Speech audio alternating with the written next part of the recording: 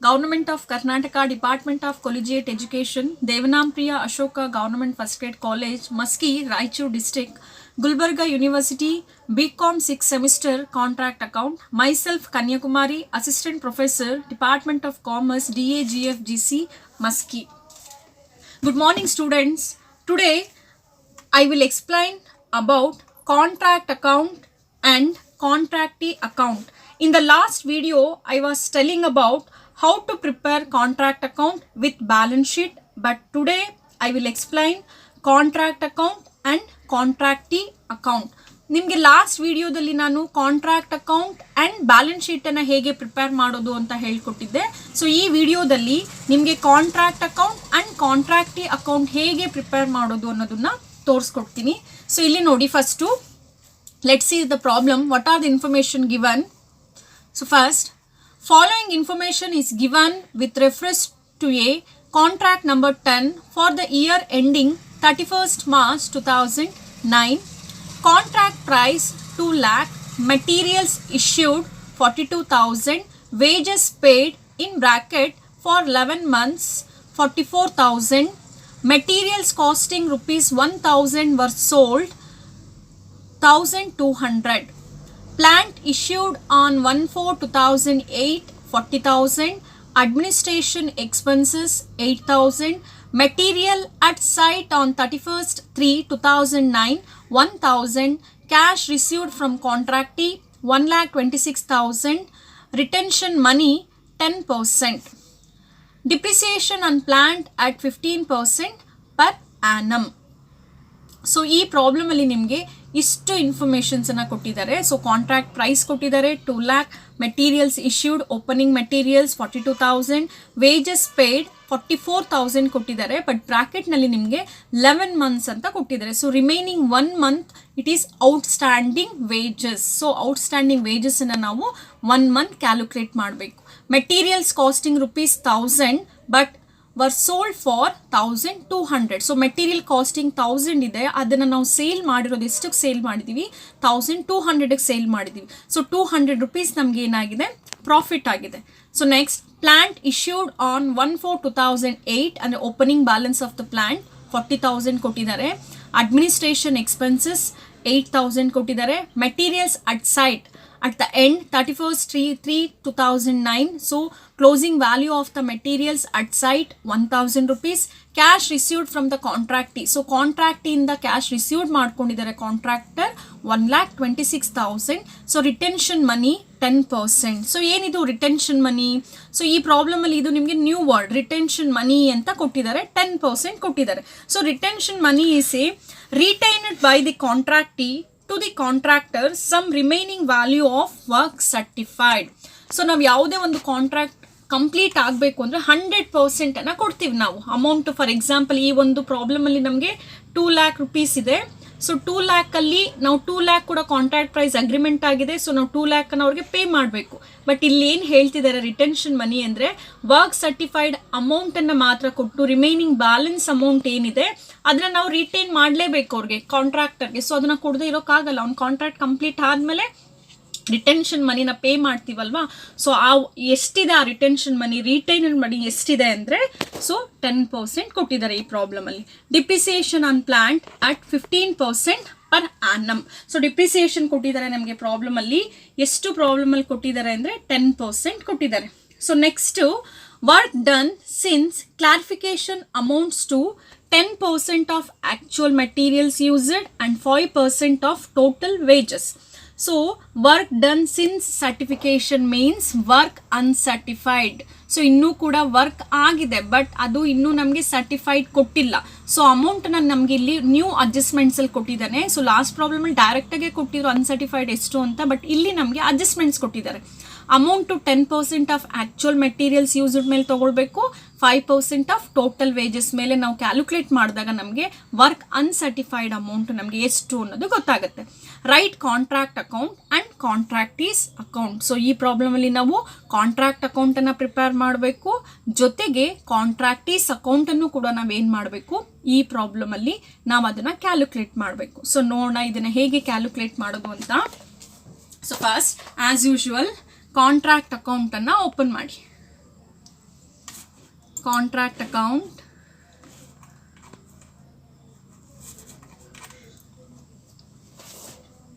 contract account.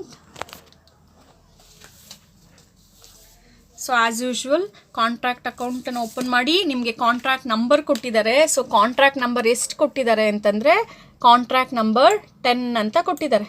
So 10 ಕೂಡ ನಾವೇನು ಮಾಡಬೇಕು, ಎಂಟ್ರಿ ಮಾಡ್ಕೊಳ್ಬೇಕು. Contract account 10.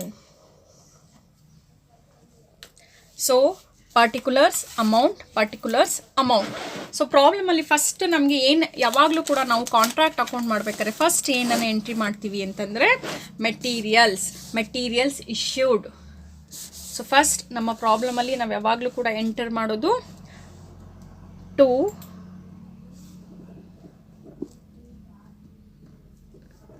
ಮೆಟೀರಿಯಲ್ಸ್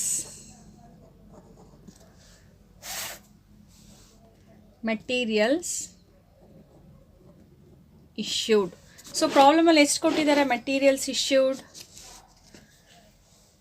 42,000. ಸೊ ನೀವು ಪ್ರಾಬ್ಲಮ್ ಮಾಡ್ತಾ ಇರ್ಬೇಕಾದ್ರೆ ಫಸ್ಟ್ ಕ್ವಶನ್ಸನ್ನು ಬರ್ಕೊಂಡು ಅದನ್ನು ಅಬ್ಸರ್ವ್ ಮಾಡ್ತಾ ಪ್ರಾಬ್ಲಮನ್ನು ನೋಡಬೇಕು, ಇಲ್ಲಾಂದರೆ ನಿಮಗೇನು ಅರ್ಥ ಆಗೋದಿಲ್ಲ. Materials issued 42,000. Next one wages. So wages ಎಷ್ಟು ಕೊಟ್ಟಿದ್ದಾರೆ? 44,000 ಕೊಟ್ಟಿದ್ದಾರೆ. 44,000 ಇನ್ನರ್ ಕಾಲಮಲ್ಲಿ ಹಾಕೊಳ್ಳಿ.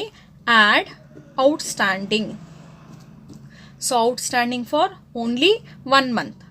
44,000 ಇಂಟು 1/11. ಸೊ 4,000 rupees ಬರುತ್ತೆ. So 44,000 plus 4,000 48,000. So total value of the wages 48,000. So next one administration expenses. Administrative expenses. So administrative expenses ಪ್ರಾಬ್ಲಮಲ್ಲಿ ಯಾವುದೇ ಅಡ್ಜಸ್ಟ್ಮೆಂಟ್ಸ್ ಇಲ್ಲ. ಸೊ ಡೈರೆಕ್ಟಾಗಿ 8,000 ಕೊಟ್ಟಿದ್ದಾರೆ. 8,000 ಎಂಟ್ರಿ ಮಾಡಿ. ನೆಕ್ಸ್ಟ್ ಪ್ಲ್ಯಾಂಟ್ ವ್ಯಾಲ್ಯೂ ಕೂಡ ಕೊಟ್ಟಿದ್ದಾರೆ 40,000. So here plant means opening balance of the plant or opening value of the plant. So next profit and loss account. So here profit and loss account means profit on sale of plant or profit on sale of materials.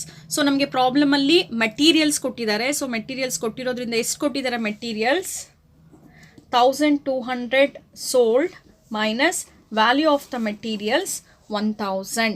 So remaining balance is 200 rupees.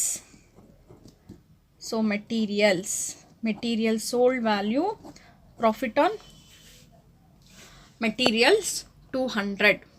So next one. So ಇನ್ಯಾವುದಾದ್ರೂ debit ಸೈಡಲ್ಲಿ ಬರುತ್ತಾ, ಯಾವುದಾದ್ರೂ expenses ಅಂತ check ಮಾಡೋಣ.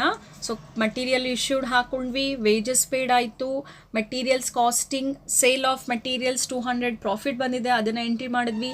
Plant ಇಶ್ಯೂಡನ್ನು ಮಾಡಿದ್ವಿ, ಎಷ್ಟು plant opening balance 40,000 ಇದೆ, ಅದನ್ನು ಕೂಡ ಎಂಟ್ರಿ ಮಾಡಿದ್ದೀವಿ. So next materials at site. So ಅದು ಕ್ಲೋಸಿಂಗ್ ಬ್ಯಾಲೆನ್ಸ್ ಅದು ಬರೋದಿಲ್ಲ. ನೆಕ್ಸ್ಟ್ ಡಿಪ್ರಿಸಿಯೇಷನ್ ಇದೆ, ಅದು ಕೂಡ ಬರೋದಿಲ್ಲ. ಸೊ ನಮಗೆ ಡೆಬಿಟ್ ಸೈಡಲ್ಲಿ ಬರೋದು ಈ ಒಂದು ಪ್ರಾಬ್ಲಮಲ್ಲಿ ಇಷ್ಟೇ. Materials, wages, administration expenses, plant and profit and loss account. So come to the credit side. By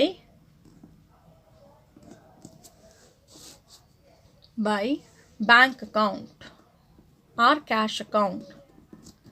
Bank or cash account. So bank or cash account means sold. Materials sold. So materials sold in this problem, they given 1,200. So 1,200 ಅನ್ನ entry ಮಾಡಬೇಕು ನಾವು. 1,200. Next. So in this problem there is no abnormal loss. So ಯಾವುದೇ ಥರ abnormal loss ಈ ಪ್ರಾಬ್ಲಮಲ್ಲಿ ನಮಗೆ ಕೊಟ್ಟಿಲ್ಲ. So ಅದರಿಂದ ನಾವು ಅದನ್ನು ಎಂಟ್ರಿ ಮಾಡೋ ನೆಸೆಸಿಟಿ ಇಲ್ಲ. ಸೊ ನೆಕ್ಸ್ಟ್, ಸೊ ಡೈರೆಕ್ಟಾಗಿ closing value of the plant, closing value of the materials entry ಮಾಡೋಣ. Materials at site, materials at site 1,000. Next, plant at site, plant at site. So plant at site. So ಇದೇನು ತುಂಬ adjustments ಇಲ್ಲ, ಡೈರೆಕ್ಟಾಗಿ ಇಲ್ಲೇನೆ ನಾವು working ನೋಟನ್ನು ಮಾಡ್ಕೊಬಿಡೋಣ. So at cost, plant at site cost ಎಷ್ಟಿದೆ ನಮಗೆ? At cost 40,000 rupees. So 40,000 entry ಮಾಡಿ, ಲೆಸ್ ಡಿಪ್ರಿಸಿಯೇಷನ್. ಸೊ ಲಾಸ್ಟ್ ಪ್ರಾಬ್ಲಮಲ್ಲಿ ನಾವು ಇದಕ್ಕೆ ವರ್ಕಿಂಗ್ ನೋಟ್ಸನ್ನು ಸಪ್ರೇಟಾಗಿ ತೋರಿಸಿದ್ವಿ. ಯಾಕೆ ಆ ಥರ ಮಾಡಿದ್ವಿ ಅಂದರೆ ನಮಗೆ ಅದರಲ್ಲಿ ಪ್ಲ್ಯಾಂಟ್ ವ್ಯಾಲ್ಯೂ ಸೇಲ್ ಆಗಿರೋದು ಮತ್ತು ಪ್ಲ್ಯಾಂಟ್ ರಿಟರ್ನ್ ಟು ಸ್ಟೋರ್ಸ್ ಈ ಥರ ಅಡ್ಜಸ್ಟ್ಮೆಂಟ್ಸ್ಗಳಿತ್ತು. ಅದಕ್ಕೆ ನಾವು ಸಪ್ರೇಟಾಗಿ ಅದ್ರ ಕ್ಯಾಲ್ಕುಲೇಷನ್ಸ್ ತೋರಿಸಿದ್ವಿ. ಬಟ್ ಇಲ್ಲಿ ಸಪ್ರೇಟ್ ಕ್ಯಾಲ್ಕುಲೇಷನ್ ಏನು ನೆಸೆಸಿಟಿ ಇಲ್ಲ, ಡೈರೆಕ್ಟಾಗಿ ಪ್ಲಾಂಟ್ ಅಟ್ ಸೈಟ್ ಅಂತ ಬರೆದು ಅಟ್ ಕಾಸ್ಟ್ 40,000 ಎಂಟ್ರಿ ಮಾಡಿ ಡಿಪ್ರಿಸಿಯೇಷನನ್ನು ತೊಗೊಳ್ಳಿ.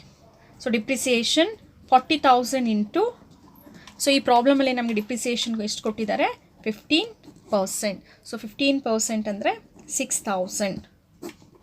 So 40,000 minus 6,000, remaining balance is 34,000. So 34,000 ಅನ್ನು ಎಂಟ್ರಿ ಮಾಡಿ. So next one, work in progress. So in contract it is very important calculation. Work in progress. So work in ಪ್ರೋಗ್ರೆಸ್ಸಲ್ಲಿ ನಾವು first entry ಮಾಡೋದು work certified. Work certified.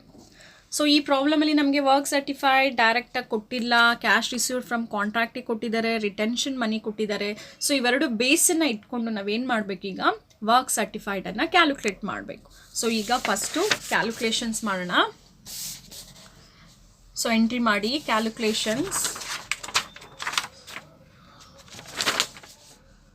So first working note number 1, calculation of work certified.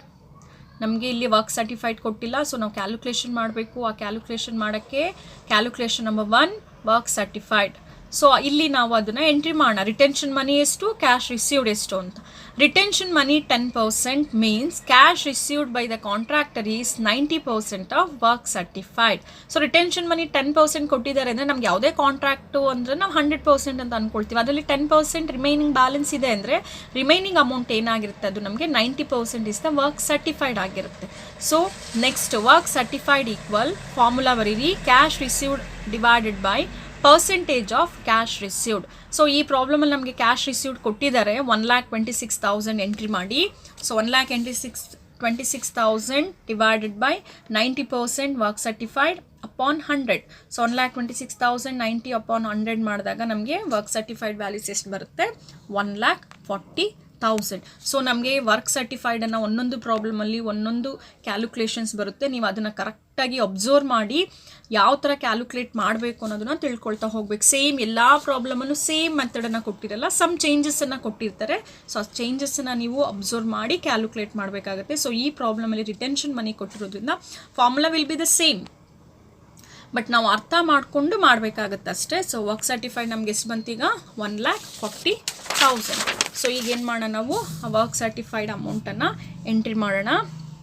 1,40,000. So work certified ನಾವೇನು ಮಾಡ್ತೀವಿ? Add work uncertified.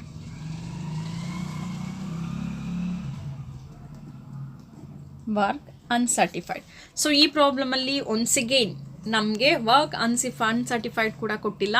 So work uncertified ಕೂಡ calculate ಮಾಡಬೇಕು. So ಯಾವ ಬೇಸಿಸಲ್ಲಿ ಅಂತಂದರೆ ಅವ್ರು ಕೊಟ್ಟಿದ್ದಾರೆ, work done since certification amounts to 10% of actual materials used and 5% of total wages ಅಂತ ಹೇಳಿದ್ದಾರೆ. ಸೊ ಅದಕ್ಕೂ ಕೂಡ ನಾವೇನು ಮಾಡಬೇಕೀಗ? ಕ್ಯಾಲ್ಕುಲೇಷನ್ಸನ್ನು ಮಾಡಬೇಕು. So next calculations of work uncertified. Calculation of work uncertified. So on the basis of materials issued and wages, ಅವೆರಡು ಬೇಸಿಸಲ್ಲಿ calculate ಮಾಡೋಕ್ಕೆ ಹೇಳಿದ್ದಾರೆ. ಸೊ ಅವೆರಡು ಬೇಸಿಸಲ್ಲಿ ಮಾಡೋಣ. Before that actual materials used ಎಷ್ಟು ಅಂತ ನಾವು ಕ್ಯಾಲ್ಕುಲೇಟ್ ಮಾಡ್ಕೋಬೇಕು. ಫಸ್ಟ್ ಅದನ್ನು ಕ್ಯಾಲ್ಕುಲೇಟ್ ಮಾಡಿ ಆಮೇಲೆ ನಾವು ವರ್ಕ್ ಅನ್ಸರ್ಟಿಫೈಡನ್ನು ಮಾಡೋಣ. ಸೊ ಮೆಟೀರಿಯಲ್ ಇಶ್ಯೂಡ್ ನಮ್ಮ ಪ್ರಾಬ್ಲಮಲ್ಲಿ ಎಷ್ಟು ಕೊಟ್ಟಿದ್ದಾರೆ? 42,000 ಕೊಟ್ಟಿದ್ದಾರೆ. 42,000 ಎಂಟ್ರಿ ಮಾಡಿ. Next less cost price of material sold. So cost price of material sold 1,000 ಇದೆ, 1,000 ಎಂಟ್ರಿ ಮಾಡಿ.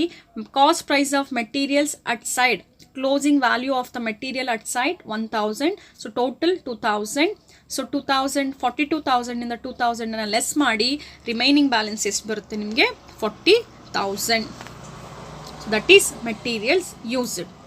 So come to the next point.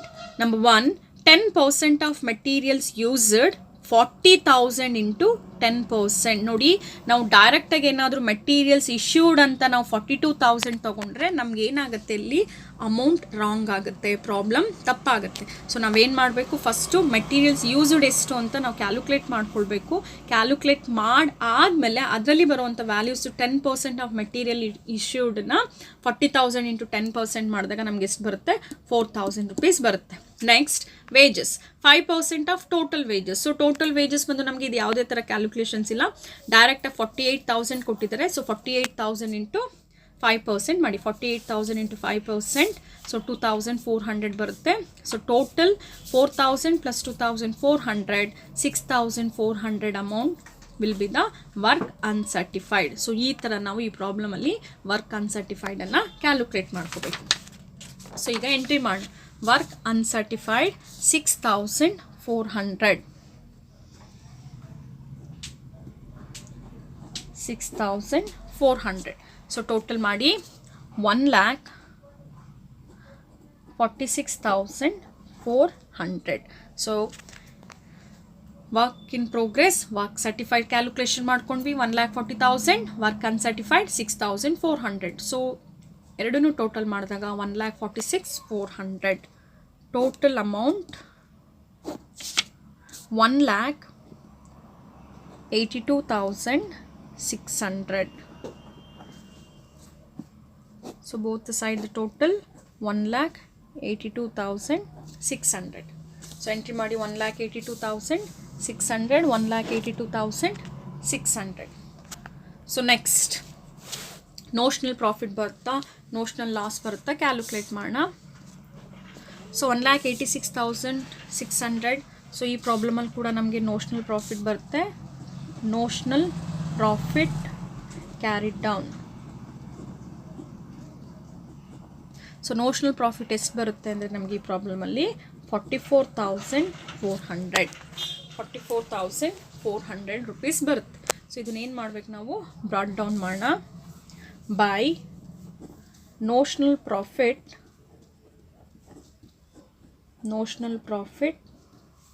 brought down 44,400.